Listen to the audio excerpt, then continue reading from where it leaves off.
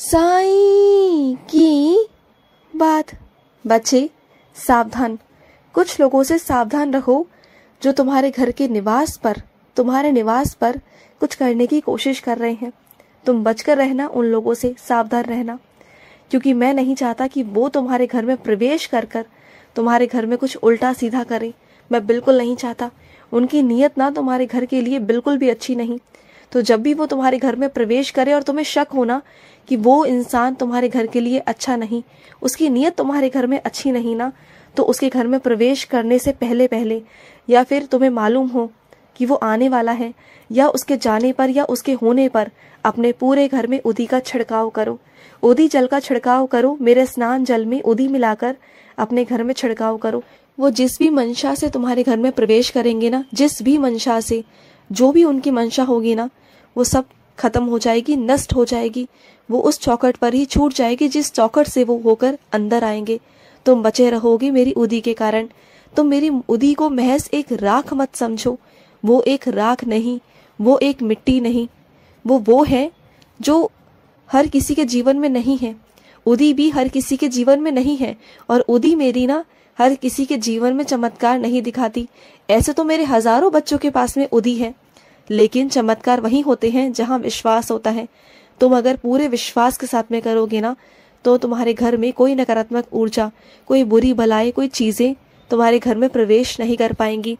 बस तुम्हें सावधान करना था कुछ ऐसे लोगों से।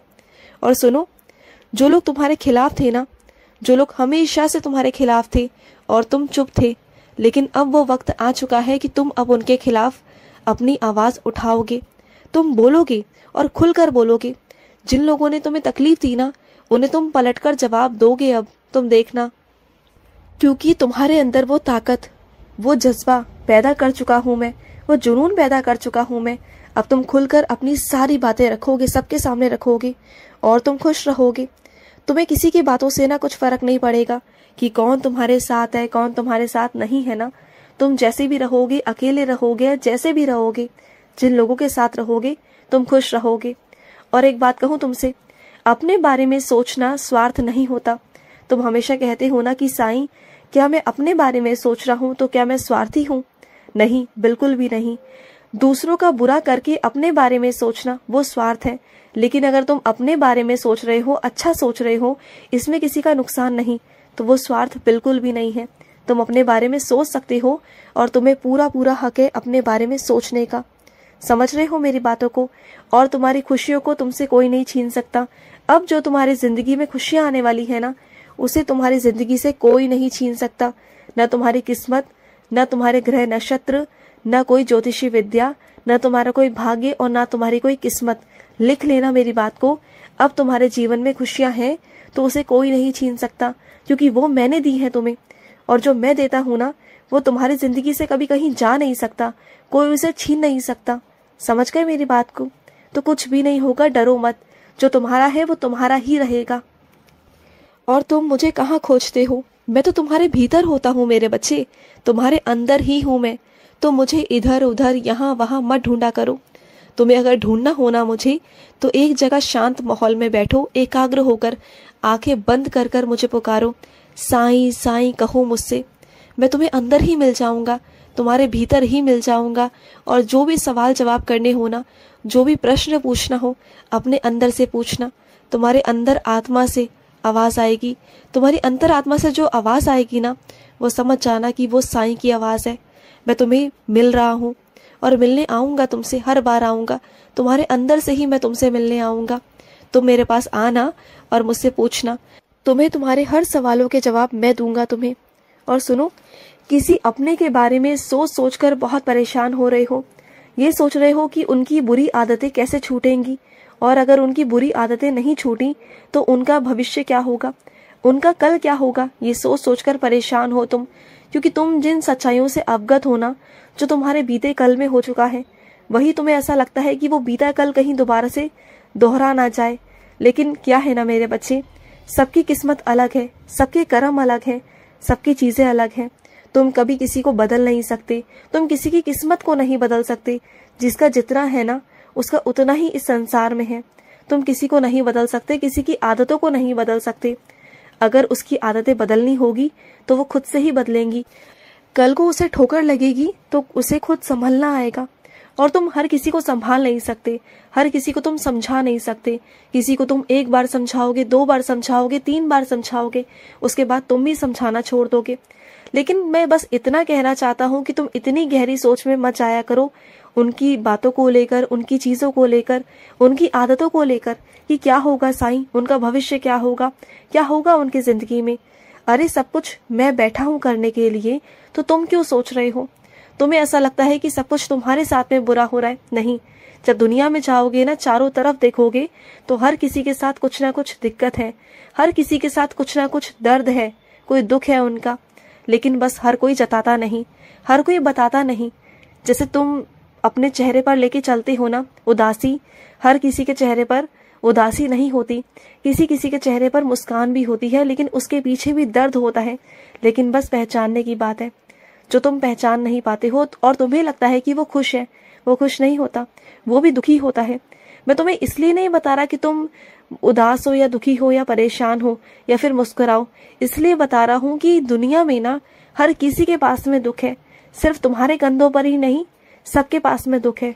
और सुनो, जिन घटनाओं को तुम अभी समझ नहीं पा रहे ना, जिन कारणों को तुम समझ नहीं पा रहे कि जो घटना घटित हुई है उसके पीछे का सही कारण क्या है ना, तुम समझ नहीं पाए, तुम समझ ही नहीं पाए हो। लेकिन सही वक्त आने पर मैं तुम्हें उसके पीछे का कारण भी बता दूंगा और तुम देख लेना, उस दिन तुम मेरे शुक्रगुजार रहोगे। तुम देखना, तुम कहोगे कि बाबा आपने जो किया था वो बिल्कुल ठीक किया था। उस दिन तुम्हें ये बात एहसास होंगी कि बाबा ने जो किया तुम्हारे लिए किया, तुम्हारे सही भले के लिए किया, कि कल को तुम्हारे साथ कुछ बुरा होता तो मैंने तुम्हें बचाया है। अभी तुम्हें उन चीज़ों का कारण समझ में नहीं आएगा, लेकिन आने वाले वक्त में ज़रूर आएगा, विश्वास रखो। और सुनो, तुम्हारे चारों तरफ ना दिव्य शक्तियां हैं, क्योंकि तुमने ना मेरे बच्चे अध्यात्म को अपने आप को समर्पित कर दिया है। और इसलिए वो दैवी शक्तियां हमेशा तुम्हारे साथ होती हैं, हमेशा, क्योंकि तुम अध्यात्म को चुन चुके हो, आध्यात्मिक रास्ते पर चल चुके हो तुम। और तुम्हारे धीरे धीरे कर कर अध्यात्म में और भक्ति में तुम्हारी वृद्धि हो रही है। धीरे धीरे कर कर तुम मेरे करीब आते जा रहे हो। और जैसे जैसे तुम मेरे करीब आते जा रहे हो ना, वैसे वैसे दिव्य शक्तियां तुम्हें आसपास से घेरे हुए हैं, तुम्हें बचाए हुए हैं, तुम्हारे ऊपर एक छत्र छाया बनाए हुए हैं अपनी। लेकिन क्या है ना कि जब पवित्र चीजें होती है ना, जहाँ पर जो चीज पवित्र होती है वहाँ बुरे लोग भी होते हैं, बुरी शक्तियां भी होती हैं, बुरी ऊर्जा भी होती है, जो सकारात्मकता से आकर्षित होकर ना तुम्हें घेरने की कोशिश करती हैं, तुम्हारे दिव्य ऊर्जाओं को ना पकड़ने की कोशिश करती हैं। और वो बुरी शक्तियां तुम पर बुरी दृष्टि डालने के ख्वाब भी देखती हैं। लेकिन मैं ऐसा होने नहीं दूंगा, तुम बिल्कुल परेशान मत होना। तुम ना बस अपने जीवन में मुझे कभी मत छोड़ना। तुम जानते हो, ये कोई संजोग नहीं था, ये मेरी मर्जी थी जो मैं तुम्हारी जिंदगी में आया ना, ये संजोग नहीं था। जो तुम सोचते हो ना कि अचानक से मैं तुम्हारी जिंदगी में आया, नहीं, अचानक से ना कुछ भी नहीं होता। जो कुछ करता हूँ वो मैं करता हूँ, सब कुछ मेरी मर्जी से होता है। अगर तुम मेरे पास आए हो ना तो वो मेरी मर्जी है, तुम मेरा नाम जाप कर रहे हो तो वो मेरी मर्जी है, तुम मेरा इस वक्त मेरा संदेश सुन रहे हो, मेरी आवाज तुम्हारे कानों तक पहुंच रही है ना, तो वो भी मेरी मर्जी है। तुम जानते हो, तुम्हारे जो दिव्य कर्म है, जो तुम्हारे अच्छे कर्म है ना, उसका तुम्हें फल प्राप्त होने जा रहा है। और तुम सोच भी नहीं सकते कि तुम्हारे भविष्य में मैंने क्या सोच रखा है तुम्हारे लिए, तुम्हारे अच्छे भविष्य के लिए। तुम हैरान हो जाओगे, तुम कल्पना भी नहीं कर सकते हो, बिल्कुल नहीं कर सकते। लेकिन अब वो चीजें घटित होने वाली हैं। अब वो मैं तुम्हें अवगत कराऊंगा उन चीजों से, जो चीजें तुम चाह रहे थे ना, जो तुम्हारी है, जो तुम्हारा भविष्य है, वो तुम्हें मिलने वाला है। सुनहरा भविष्य, सुंदर भविष्य, जो तुम्हारे आज का भविष्य है ना, उससे बहुत भिन्न होगा, बहुत अलग होगा और बहुत सुनहरा भी होगा।